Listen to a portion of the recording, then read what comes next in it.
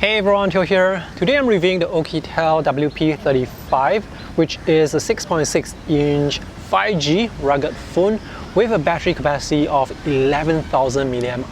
First of all, a disclaimer, this is a review unit provided by the company, and in this video I'll just present to you my findings so that you can decide whether this is worth the money. And I was told that the retail price for this phone is gonna be US $179, and the official launch date is the 13th of May 2024. The price of this phone of course will vary depending on where you buy this from, and let me give you the bottom line up front. This is a big phone. The 6.6-inch LCD display is bright, vibrant and sharp.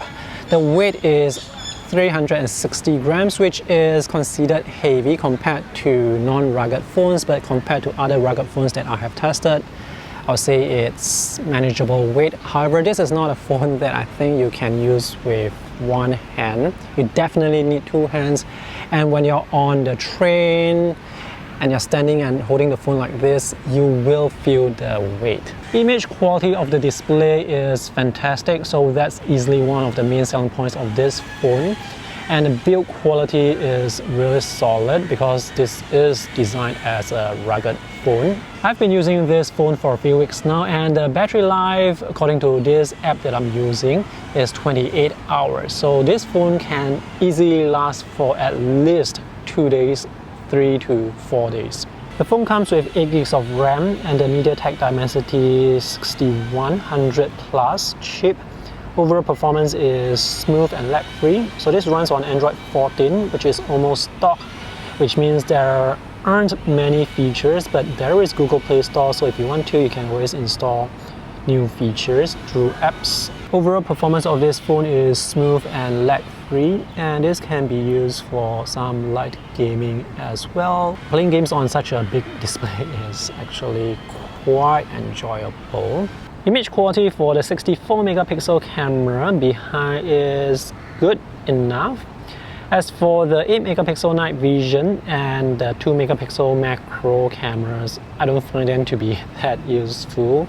There's a shortcut button here, but for some reason I cannot find the settings to customize this button, so I'm just gonna assume this button is useless. The SIM tray can be removed with my fingernail, which is great because today I forgot to bring the SIM ejection tool, and there is no hole for the SIM ejection tool anyway.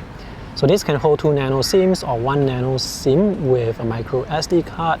The phone has water resistance and the USB-C port at the bottom here. So this is covered to prevent water from getting in, and this only has USB 2 transfer speeds.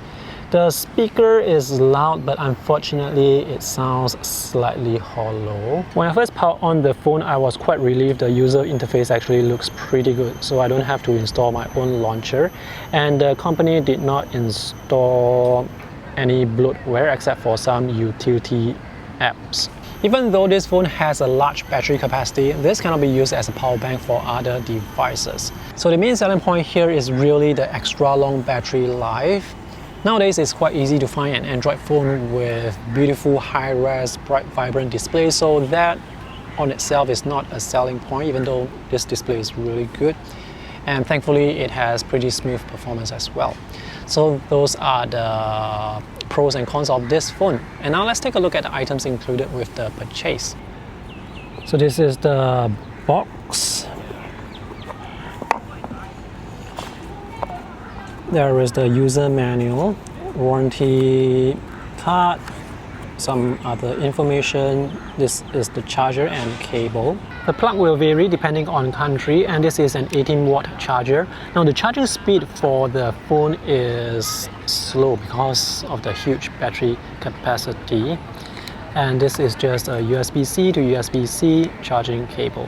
Let's take a closer look at the design. So this phone already comes with a soft, transparent plastic casing, and a screen protector is already applied. So on the side here, there is a power button with a fingerprint scanner, which works very effectively, and those two are the volume buttons. You know what, let me just remove the case first. On this side, there is supposedly a shortcut button, but I cannot find out how to customize this shortcut. So if I press and hold or just press it, it does nothing right now. Now the frame of the phone is really solid. The build quality for this phone is extremely solid. So this has water resistance, and now the back has this texture, and you can see how textured it is. So this design looks interesting. And at the bottom here, that's the Oukitel logo, USB-C port, and just one speaker here. In terms of handling, using the phone with one hand is gonna be a stretch due to how big the 6.6-inch LCD display is. So to use this phone comfortably, you need to use two hands. And this phone is quite comfortable to hold because the corners and edges are beveled. So this actually feels quite nice to hold in hand. The front camera is 36 megapixels, and this can be used for face unlock as well, which works quite fast. The display is bright, vibrant, and sharp. Now the quality of this display to me is really good.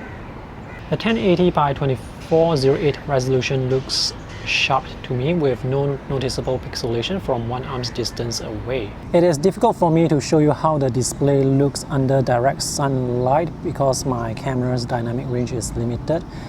But I would say the display is bright enough, but not that bright. Display of this phone is good and is definitely one selling point for the phone.